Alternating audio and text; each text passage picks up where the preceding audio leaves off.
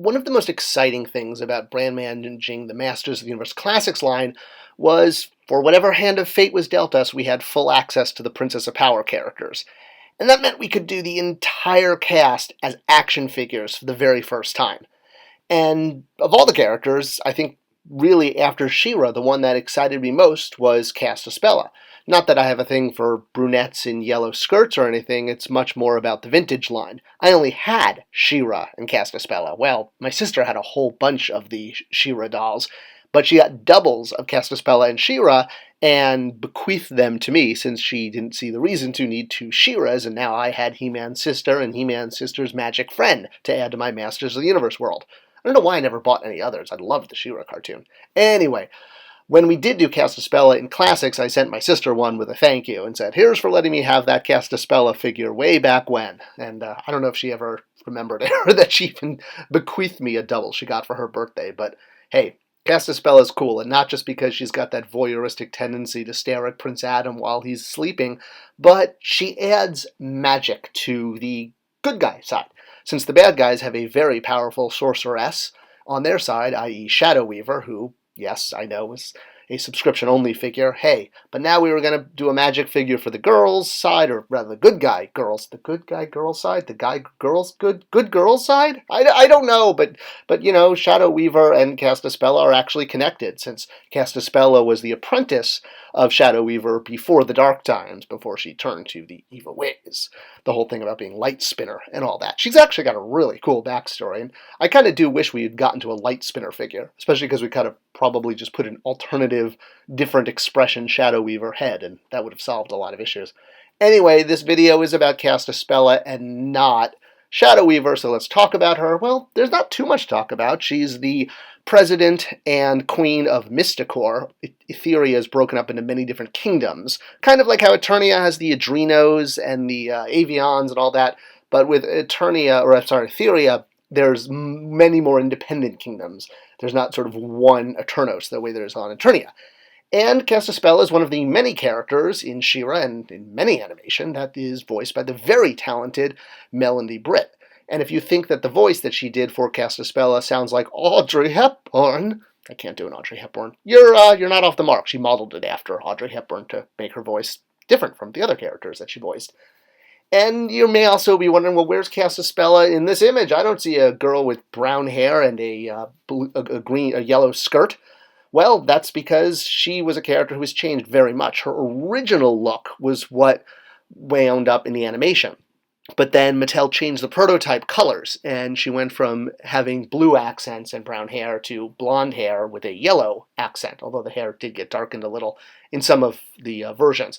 So that's where the blue went from. And it would have been really cool to do a repaint of her. In fact, it would have been great to do repaints of all the Princess of Power characters, if the market would have absorbed that, which they wouldn't. So here she is in her final toy form, brunette with yellow and orange highlights, and that giant sundial that plugs into her back, which is still a bizarre accessory, but a fun one. And as I said, I was very excited to not make modern dolls, to make modern action figures of characters that were dolls. So this was basically Castapella right out of the show, which was fantastic. Because this is how she appeared in marketing materials and the licensor kit, it allowed us to do this color scheme, to imagine her as an action figure, not as a doll, and hence lose the soft goods and rooted hair. And she had a magic blast. This was a really big deal. Not only because this is one of the favorite magic blasts in sort of all toydom. Marvel Legends, I know, does the same ones over and over again, and they're cool. But having the whole ball of energy with the beam coming out of it, I don't know. I like to use this one on my Silver Surfer figure, personally.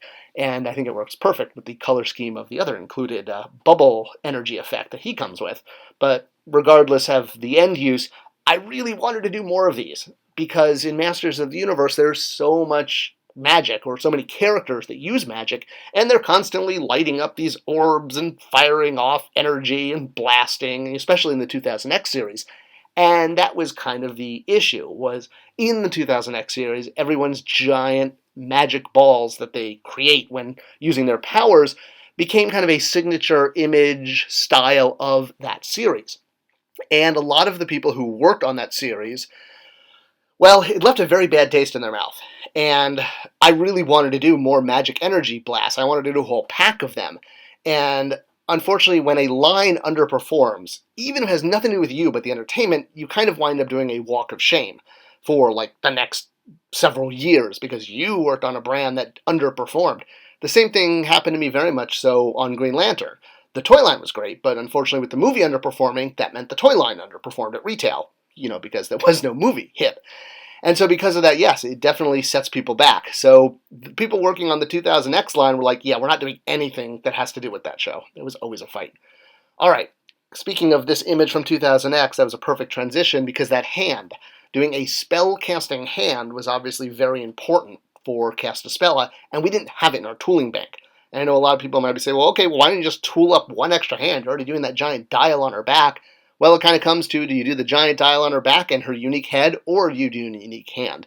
You just don't have the tooling for everything. And I know it seems like it's just a hand, but sometimes it's just that pushes the budget over what you're allowed to spend. So we did have Katra's hand, and that became her spell casting hand. Not a perfect solution, no pun intended, with Katra, but I don't know. It always bugged me to this day. I wish we could have done a full spellcasting hand. But we got to all of the characters from POP, and to me, that was the bigger victory, because seeing them as action figures, fantastic. And having the one character that I had, other than She-Ra, as a toy in a Classics line, that was really, really fulfilling for me.